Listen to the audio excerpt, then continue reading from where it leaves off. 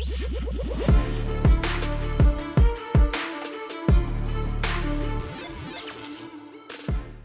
might not be aware of this, but all of the Persona games are now going to Nintendo Switch, and I believe Xbox Game Pass. I'm not 100% sure on the Game Pass thing, so you might want to double check that one, but either way, it looks like these games are getting a more wider release. They originally mostly only available on Sony platforms. That's changing. I know some of these are already on Steam, and finally, these are becoming a little bit more widely available. I don't know why they never were, but originally they were just mostly a PlayStation series, but that's changing. So now a lot of people that have never played these games are finally getting the chance to go in and see what they're all about. I've played 5 and 4. I've never played 3. I might play 3 now, especially if it's on Game Pass. I might go check it out and play it now. They're great games, especially the 4th one. Persona 4 Golden is an amazing game. I played it on the Vita way back in the day. That's the only time that I played it. I actually almost want to play that again over the 3rd one because it's such a fun game and it has such an amazing soundtrack. But these games are pure Japanese games, and it shows, and it's one of the things that makes it kind of a special game. So, naturally, because a lot of people are experiencing these for the first time, you're starting to see a lot of new updated reviews. Don't forget about Persona 3. P3 and its successor, Persona 4, are both getting a wide release on console, bringing some great RPGs to a new audience. Now, there's nothing wrong with this review as far as I've seen so far. However, because all these games are getting re-released, you're starting to see you're starting to see some cringe from the usual suspects. So I first noticed this thanks to Sophia Narwitz, because this is like the 4th post that she's made on this. She always makes fun of these articles when they come out, and there's like 2 highlighting Persona articles within the last week, which I thought was funny. But now there's multiple articles. Just take a look. We're actually going to take a look at them, but I just want to show you. Persona 3 Portable female protagonist is a misogynistic relic of its time. Going back is bittersweet. Persona 4 Golden has not aged as well at all. Kanji, misogyny, and representation. The successes and failures of Persona 3 Portable's feminine perspective. And then there's this quote. This was from Polygon. Unfortunately, Persona 4's more problematic content hasn't been updated or revised in its new iteration. It's still mirrored in sexist tropes, and its representation of queer characters remains lacking at best and harmful at worst. It may be easier to pick up and play them than ever before, but its content is still intermittently hard to stomach. Of course, this is coming from Polygon, everyone's favorite shithole. I don't know if this is a separate article or not. None of these are from... So there's 4 articles. I didn't even pull this one up. So there's a Polygon article, too. They must have released a new modern review because, I mean, the games are being re-released now on a wider scale. So I haven't played the 3rd one, so I can't speak on it. I don't really know a lot about it because I've never played it. But either way, this is a game from probably, 10 years ago?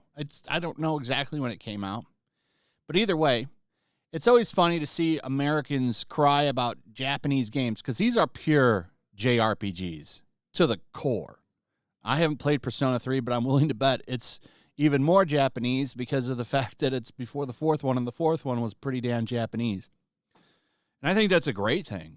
This is one of the things I like about JRPGs that are like this and are set in a more modern setting like these are, like a more modern Tokyo. It's because you get to really appreciate that culture that I don't get to experience. So it's fun to play that in a game. I like that. It's one of the things that I like about JRPGs like this. But of course, these people, as much as they bitch about colonialism.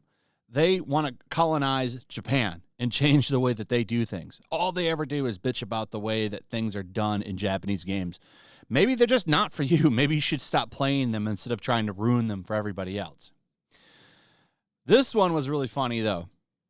This is my favorite of all the articles because I've actually played Persona 4, and this is a new fan. So Ed Nightingale here, the writer, deputy news editor, had a lot of fun with Persona 5. It's one of his favorite games back in 2017 next to The Witcher. And he finally gets a chance to go back and play Persona 4 because he wanted to see what the older games were like. And he was so disappointed. He's so disappointed.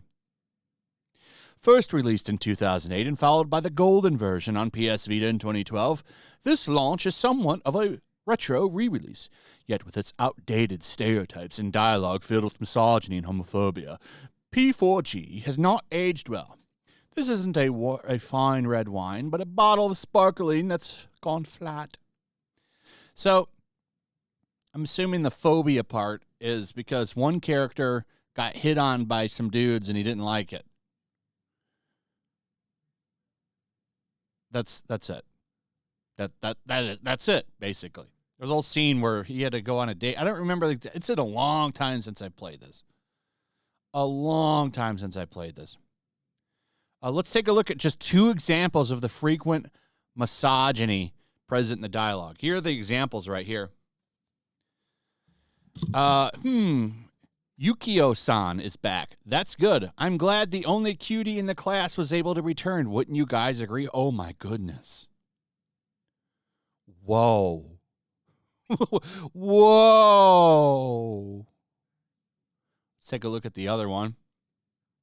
Let's look at this damning evidence of nastiness. Sigh. While we're on the subject, could you stop calling me at night just to tell dirty jokes? Whoa. Oh, my God. This is awful. These people are so damn sensitive. Imagine hanging out with an SJW, like going to an SJW party. Imagine that. What do they tell? Knock-knock jokes?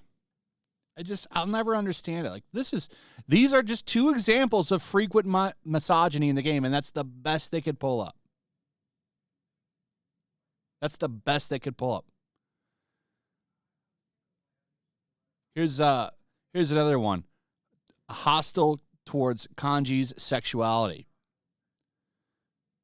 Crap, this is wrong in so many ways. He may have some sort of complex, though I have no proof of this. The bathhouse dungeon, they're mad about. Stuff like this. Misogyny. Girls are so loud and obnoxious. So, I don't really like dealing with them. My goodness. What I like also is at the end, the writer complains that the game isn't basically woke enough and says we deserve better. This game should have been censored. The game should have been censored for modern times. We deserve better. No, we deserve a world without gaming journalists. Like, I wish the gaming journalism market would just dry up. I can't wait for all of these outlets to fold, and they will eventually. Imagine how much better the gaming world would be without gaming journalists. Like, if there were no gaming journalism anymore, it was just all YouTubers. And all, like, Reset Era went away. Imagine how much better the hobby would be. We wouldn't have to have all these people trying to cancel shit, going after developers and changing things because they're so damn sensitive and they want to be activists. And the only low bar they were able to enter was video gaming. So instead of being gamers and into gaming, they're more into activism. So they want to push their activist thoughts on video gaming and change the landscape so they can move up to CNN. Imagine how much better things would be without them. It'd be so much better. Eventually we'll get there. They'll all fold because every one of these sites like Polygon or Eurogamer and The Gamer and Paste and all these shitty websites, they're all eventually going to lose money and have to fold. and they'll try to start their own YouTube channels and stuff. No one will want to watch them. And then they'll all just fade away. And, you know, the hobby will be much better off for it.